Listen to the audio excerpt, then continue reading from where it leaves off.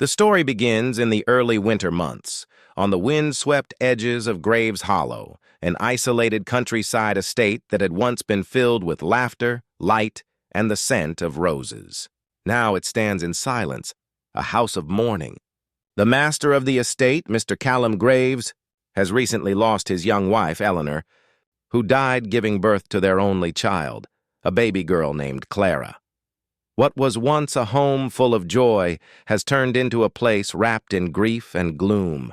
Callum, once known in the nearby village as a kind but private man, has become withdrawn and cold since the tragedy. He spends his days pacing his study, refusing visitors, and his nights listening to the soft wails of the infant echoing through empty halls. The servants whisper about how the master no longer eats properly, how he avoids looking at his daughter because her eyes, clear and blue, remind him too much of his late wife. In the weeks that follow Eleanor's passing, no nurse or maid remains long in the house. Some leave because of the sorrow that clings to the place like fog, others because of the master's silence and temper. The man's heart died with his wife, the housekeeper, Mrs. Thorne, mutters. The nursery door stays closed most days, and the baby is passed from one frightened girl to another. Clara cries endlessly, inconsolable. Then one gray morning, as snow drifts lazily across the courtyard, a stranger knocks on the servant's entrance. She is a plump woman in her late 20s, wrapped in a faded shawl, her cheeks flushed from the cold. Her name, she says softly, is Martha Wren. She has come seeking work, any work.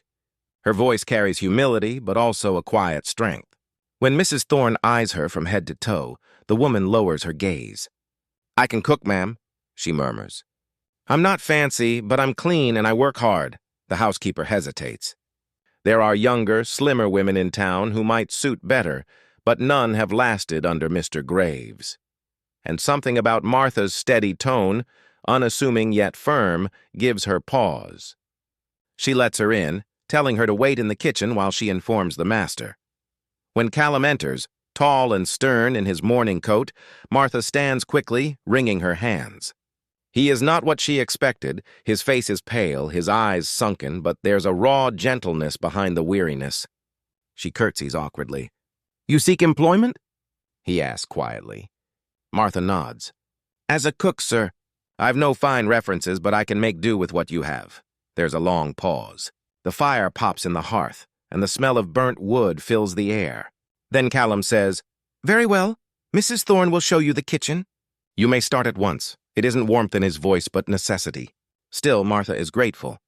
She moves into the servants' quarters that night, unpacking her few belongings, a shawl, a worn Bible, and a small silver brooch that once belonged to her mother. The other servants glance at her curiously. "She won't last a week," one whispers. "The master doesn't keep anyone long." But Martha does not answer. As she kneads dough the next morning, she hums softly to herself, a tune from her childhood. For the first time in months, the scent of fresh bread fills the corridors. From his study, Callum pauses mid-step, noticing the faint warmth returning to the air. He does not know it yet, but the arrival of the quiet, plump cook marks the beginning of something his grief had long buried: hope. Days pass quietly after Martha Wren's arrival at Graves Hollow. She keeps her head down, working diligently from dawn until long after dusk. Her hands, though soft from years of kitchen labor, move with surprising grace as she kneads dough, stirs soups, and scrubs the great stone sink. The kitchen, once cold and dusty, soon smells of freshly baked bread, roasted vegetables, and warm broth. The servants, once used to meager, hurried meals, begin to linger longer at the table, savoring the comfort she brings. But Martha never sits among them for long. She is a woman used to silence, and she eats her meals alone near the back hearth, listening to the wind sweep through the cracks of the old manor. Despite her quietness, she begins to notice things others overlook: the baby's cries echoing late into the night, the soft creak of the master's footsteps pacing the upper hall, the way the fire burns low in his study long after everyone else has gone to bed. Callum Graves, meanwhile, watches her from a distance. He doesn't speak much to her. His grief has made him careful with words, but he notices her steadiness. Unlike others before her, she does not gossip, nor does she flinch when he enters the room. She curtsies, offers him a polite "Good morning, sir," and continues her work. There's no pity in her eyes, only quiet understanding. One evening, while washing the dishes, Martha hears the baby's cries echoing through the corridor. The sound cuts through her heart. It's the desperate, aching cry of an infant who cannot find comfort. The nursemaid, a young girl barely 16, rushes past the kitchen, tears in her eyes. "She won't stop crying, miss." The master's losing patience. Martha hesitates only a moment before wiping her hands and following the sound upstairs. She finds the widower in the nursery standing beside the cradle, his face pale with exhaustion. The baby little Clara wails in his arms, tiny fists clenched, face red from crying. "She hasn't taken milk since morning," the nursemaid stammers, wringing her hands. Callum's voice breaks with quiet frustration. "She won't feed. She just cries." His tone is not angry, only defeated. The sight of him, once proud and composed, now trembling with helplessness, stirs something deep within Martha. She steps closer, her voice barely above a whisper. "Sir," he looks up, surprised to see her there. "No one wants a fat girl, sir," she says softly, her eyes lowering in embarrassment. "But I can feed the baby." The room stills. For a heartbeat, no one moves. Then gently, she takes the child into her arms. The baby's cries soften almost instantly. Martha hums a lullaby, a tune her mother once sang when she was small and unwanted herself. She warms a little milk, cradles Clara close, and coaxes her to drink. Within minutes, the tiny girl's eyes flutter closed, her breathing steady and calm. Callum stands motionless, watching the transformation. Something in his chest aches, something that had been numb for months. When Martha looks up, their eyes meet. There's no triumph in her expression, only simple compassion. "She just needed warmth, sir," she says quietly, laying the baby gently back in her cradle. He nods, unable to find words. "Thank you, Miss Wren." From that night onward, the house begins to change in small, nearly invisible ways. The baby sleeps through the night more often. The master eats a little more. The halls seem a touch brighter, and in the kitchen, Martha hums as she works, unaware that her kindness has begun to fill more than the rooms. It has begun to fill a man's empty heart. As the weeks pass, life at Graves Hollow slowly begins to shift. The air that once hung heavy with grief now carries the faint aroma of baked bread, milk, and lavender soap. The baby's laughter can sometimes be heard in the mornings, a sound that feels almost foreign after months of sorrow.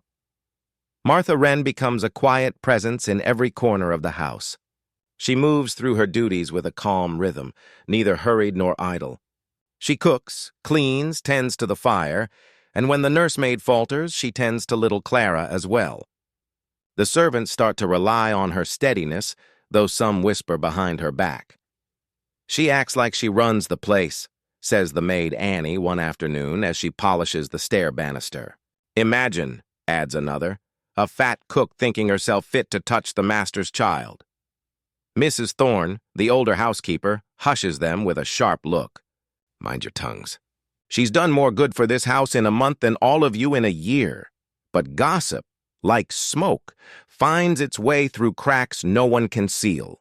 Soon, even the stable hands are talking, how the cook is often seen near the nursery, how the master's voice softens when he speaks to her. Some claim they've seen him linger at the kitchen door at dusk, listening to her hum lullabies as she washes dishes. Callum Graves himself is not blind to the whispers, though he pretends not to hear them. What he does notice is the peace Martha brings. She never pries into his grief or offers pity. When he forgets to eat, she leaves a tray by his study door. Simple food, still warm. When Clara wakes crying in the night, she's often there before he calls. Her presence, though quiet, is a balm to his broken world. One morning, while Martha is preparing breakfast, Callum enters the kitchen unexpectedly. The servants freeze. Masters rarely come below stairs. Martha wipes her hands on her apron and stands, a bit startled. "I came to thank you," he says, his voice low. "Clara has been better." "Because of you," Martha blushes, staring at the floor. "It's nothing, sir. She's a sweet child. Just needed care." He hesitates. "You've brought life back to this house, Miss Wren. For that I am grateful." The sincerity in his tone makes her heart flutter, though she quickly hides it with a polite nod. "I only do what I can, sir." After he leaves, the kitchen buzzes with murmurs. "Did you see the way he looked at her?" whispers Annie. "If the mistress were alive." Martha hears the words and feels her chest tighten. She has no dreams of replacing Eleanor Graves. She knows her place, a cook, plain and overweight, grateful just to be needed. Yet sometimes when she holds Clara and feels the child's tiny fingers clutch her shawl, she allows herself a fleeting, dangerous thought. What if kindness could be enough? That night she avoids the nursery, retreating early to her small attic room. But even there she cannot escape the quiet ache of belonging she has begun to feel, for the first time in years. Downstairs, Callum sits in his study, the baby asleep in her cradle beside him. His gaze drifts to the kitchen door, remembering Martha's steady voice and gentle hands. He knows what the staff whisper. He knows what society would say. But for the first time since his wife's death, he feels something stirring beyond grief, a longing not just for comfort, but for companionship. And in the great house of stone and silence, two lonely souls begin to find warmth in the spaces between whispered rumors and unspoken truths.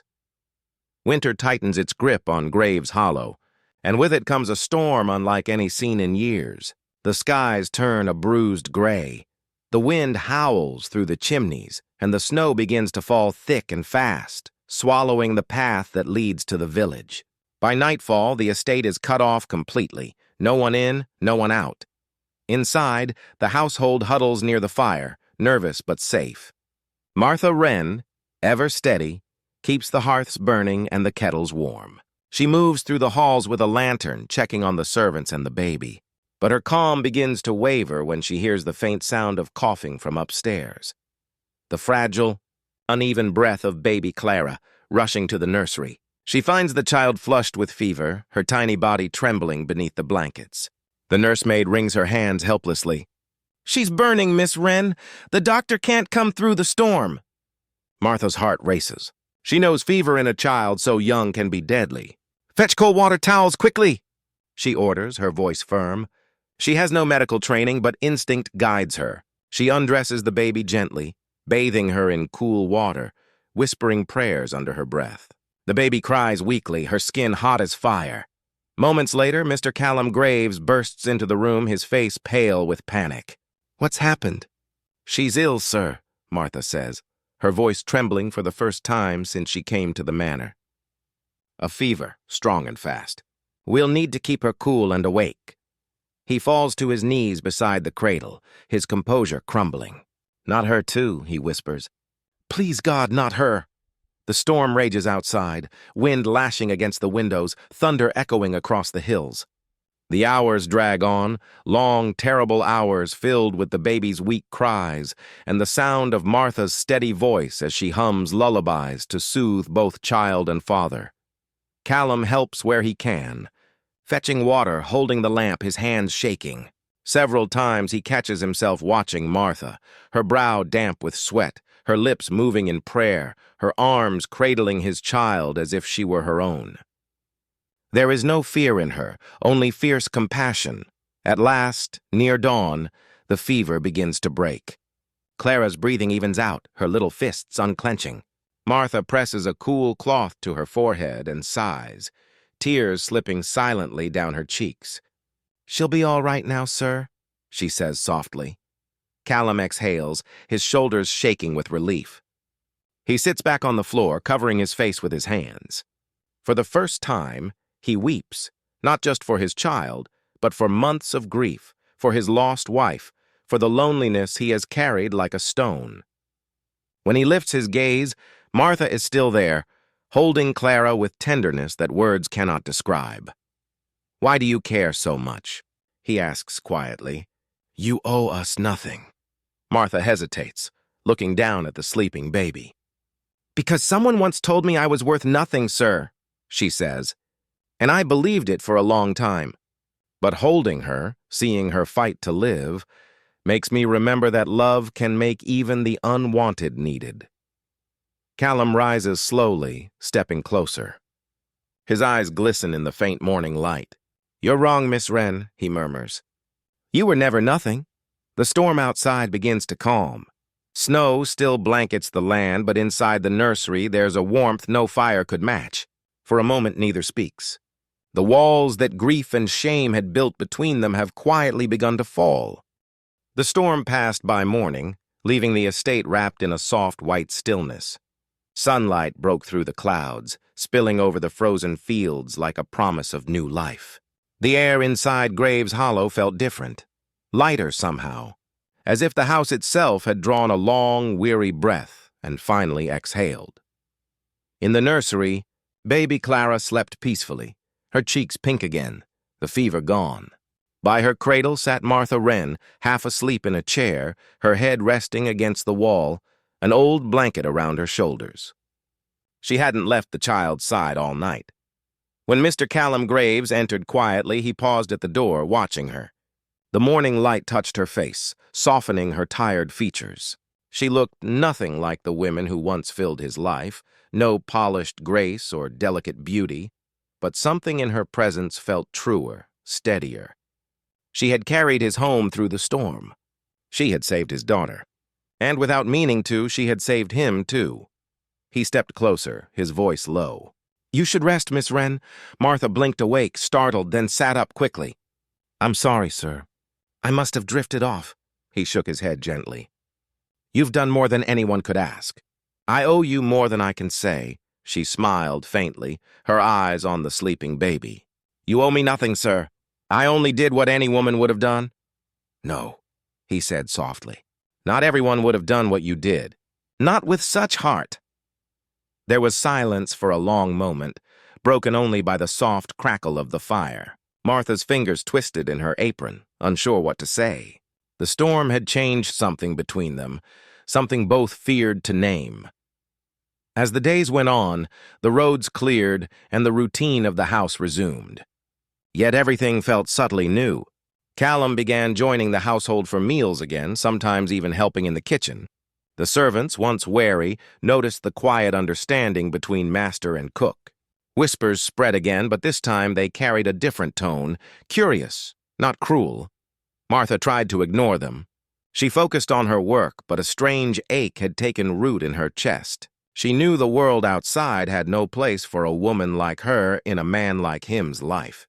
Still, every time Clara smiled up at her, or Callum's voice softened when he said her name, she wondered if belonging was possible, even for someone like her. Then one afternoon, when the snow began to melt and the first hints of spring touched the land, Martha packed her small trunk. Her work, she told herself, was done. The baby was well, the house at peace. It was time to leave before gratitude turned into pity or longing. She was carrying her things down the servants' staircase when she heard a voice behind her. "You're leaving?" Callum stood at the foot of the stairs, his brow furrowed. Martha hesitated. "It's time, sir." "The house no longer needs me." He took a slow step closer. "That's not true." She looked away, clutching her shawl. "You've been kind, but I know my place. People talk enough as it is." Callum's tone softened. "Let them talk." He reached for the small trunk and set it down gently. "You said no one wanted you, Martha. But you were wrong." Her eyes filled with tears. "You don't mean that, sir?" "I do," he said, his voice steady. "You brought warmth where there was none. You gave my child love when I could barely face the world. You gave me reason to live again." He paused, then spoke the words that would stay with her forever. "Then stay, Martha. Stay with us," her breath caught. For a long moment she said nothing, only looked into his eyes and saw truth, not pity, shining there. The walls she'd built around her heart crumbled quietly. At last she nodded, tears spilling freely now. "If you're sure, sir," he smiled faintly. "I've never been sure of anything."